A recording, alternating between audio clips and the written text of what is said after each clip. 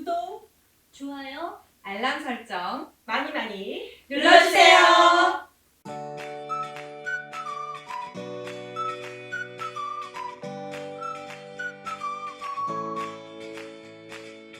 안녕하세요. 새롭게 화생방 진행을 맡은 부산 녹색 소비자연대 조이랑입니다. 오늘부터 화장품 비평가 최지연님과 함께 호흡을 맞춰볼 거예요.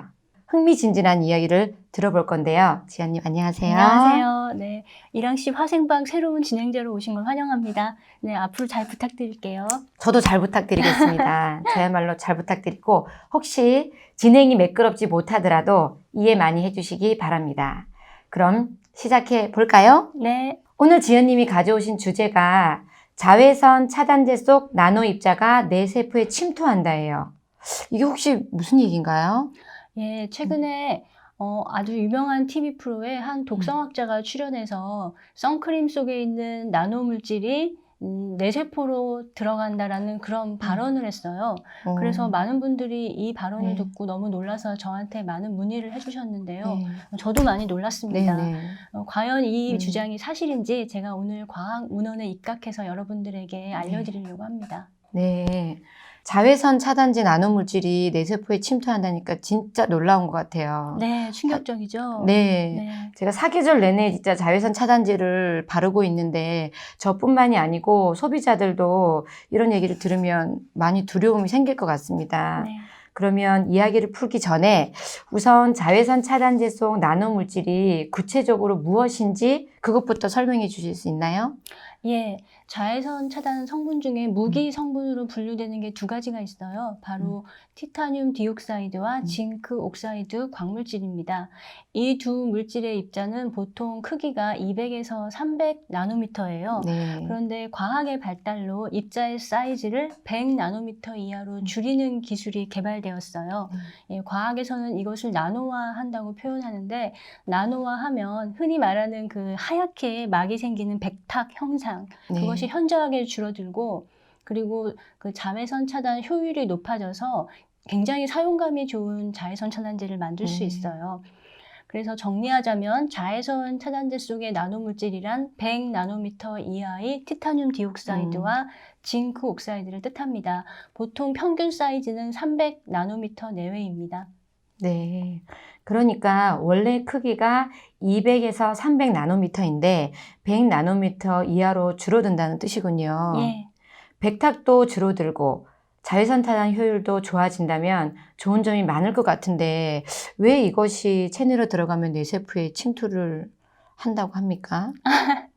예, 결론부터 말씀드리자면 이건 네. 전혀 사실이 아니에요. 아, 예, 진짜요? 피부에 바른 자외선 차단제가 뇌세포까지 들어가는 일은 일어나지 않습니다. 그러니까 안심을 네. 하세요. 예. 사실 나노 입자는 처음 등장할 때부터 굉장히 논란이 많았어요. 입자의 크기를 줄이면 피부를 통한 흡수율이 높아지고 네. 그것이 체내에 쌓이면 여러 건강에 문제를 일으킬 수 있다는 그런 주장이 끊임없이 제기되었습니다. 네. 주장을 뒷받침해주는 과학 실험이나 뭐 논문이 있습니까? 예, 동물 실험을 통해서 몸에 들어갔을 때 그것이 폐와 심장에 쌓인다는 그런 걸 증명한 그 실험이 있어요. 네. 그런데 중요한 건 이 실험들은 모두 고용량의 티타늄 디옥사이드를 강제로 먹이거나 아니면 호흡기로 들이마시게 해서 얻어낸 결과라는 거예요. 결코 네. 피부에 발라서 나타난 결과가 아니라는 것이 매우 중요합니다. 그리고 이 독성학자가 주장한 것처럼 뇌세포 속에 들어가는 걸 증명한 실험도 있긴 있어요. 네. 예, 그런데 이것은 뇌와 가장 가까운 호흡기관인 코 속의 비강에 다량의 티타늄 디옥사이드를 강제로 주입시켜서 얻어낸 네. 결과예요. 원래 그 뇌는 혈액, 뇌 장벽, 즉 블러드 브레인 베리어라는 특수한 보호 물질로 이렇게 보호가 돼 있어서 외부 물질이 침투하지 못하는 걸로 알려져 있는 기관이에요. 그런데 이 실험은 비강을 통해서 다량의 그 나노 물질을 넣으면은 그것이 뇌세포까지 들어갈 수 있다는 걸, 이 네. 장벽을 뚫을 수 있다는 것을 증명했다는 점에서 굉장히 의의가 있어요. 네. 그렇지만 이것도 역시 피부에 발라서 나타난 효과가 아니라는 것을 구분해야 합니다. 이게 매우 중요해요. 그래서 오히려 나노 입자는 피부에 발랐을 때는 체내로 흡수되지 않는다는 것이 여러 논문을 통해서 밝혀졌어요. 그래서 이미 FDA하고 유럽연합의 소비자 안전과학위원회 그리고 독일의 그 위해평가원, 이런 그 감독기관들이 나노 입자는 피부를 통해서 체내로 흡수되지 않는다. 자외선 차단제는 안전하다고 이미 공식적으로 밝혔습니다. 아, 사실로 밝혀졌네요. 네, 밝혔어요. 그렇군요. 사실 처음 들었어요. 네. FDA와 유럽연합의 감독기관이 안전하다고 밝혔으니까 여러분들도 진짜 안심하셔도 될 것 같아요. 저도 네. 마찬가지고요. 그런데 그 독성학자는 왜 그렇게 말을 했을까요? 뇌세포로 들어가는 것이 피부에 발라서 나온 결과가 아니라 비강에 주입해서 나온 결과라면 그렇게 말하면 안 되지 않아요?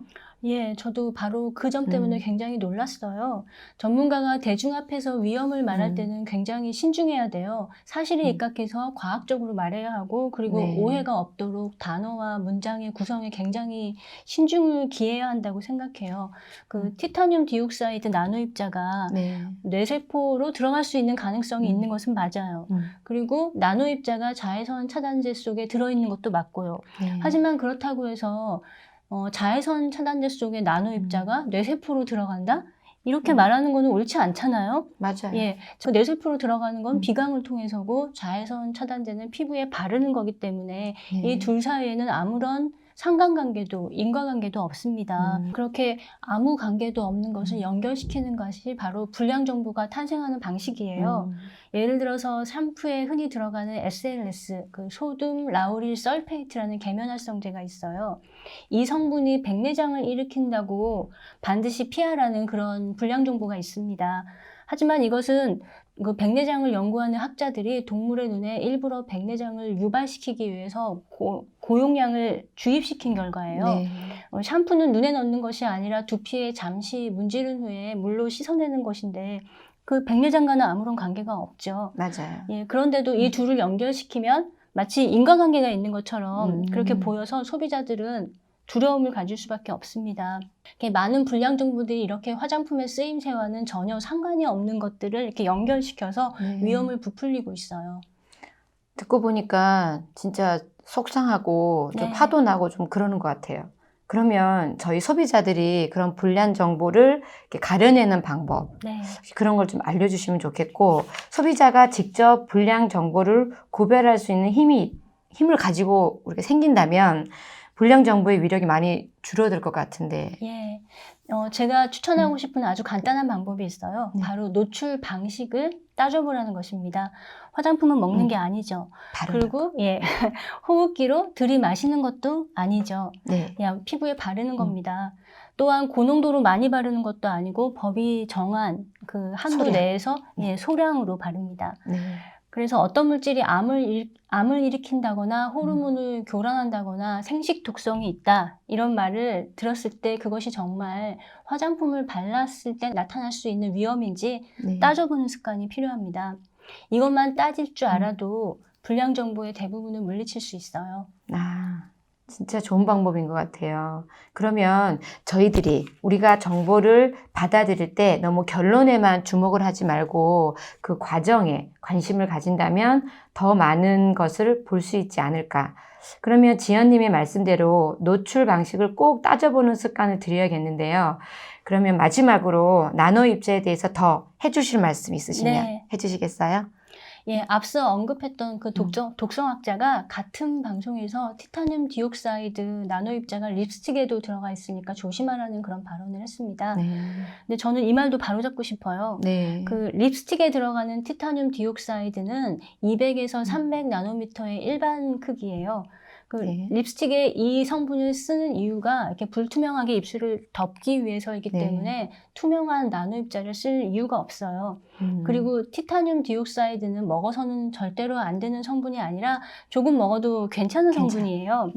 전 세계에서 식품 첨가제로 다 인정하고 있는 착색료입니다. 그 현재 가공식품을 통한 이 성분의 섭취량은 굉장히 안전한 수준으로 나타나요. 그리고 립스틱은 가공식품보다도 먹는 양이 적고 그리고 그 먹는 양이 다 티타늄 디옥사이드도 아니고. 그 안에 있는 티타늄 디옥사이드 함량도 매우 적기 때문에 조금 들어간다고 해도 그렇게 걱정할 필요가 없습니다. 이건 저의 개인적인 주장이 아니라 네. 그 유엔 산하 세계보건기구와 식량농업기구의 그 엄격한 위해 평가 아래에 식품 그 공학자들하고 또 화장품 화학자들이 내린 결론에 입각해서 말씀드리는 거니까 네. 여러분들 안심하셔도 좋습니다. 그리고 이에 대해서 더 알고 싶은 분들은 제 블로그에 긴 글을 써 놓았으니 관심이 있는 분들은 오셔서 읽어주세요. 그러면 블로그 주소를 꼭 알려주세요. 네, 제가 댓글에다가 꼭 남기도록 하겠습니다. 네, 꼭 들어가 보도록 하겠습니다. 네, 지연님과 오늘 좋은 시간 가졌습니다. 공부가 너무 많이 된 것 같아요. 네. 감사드립니다.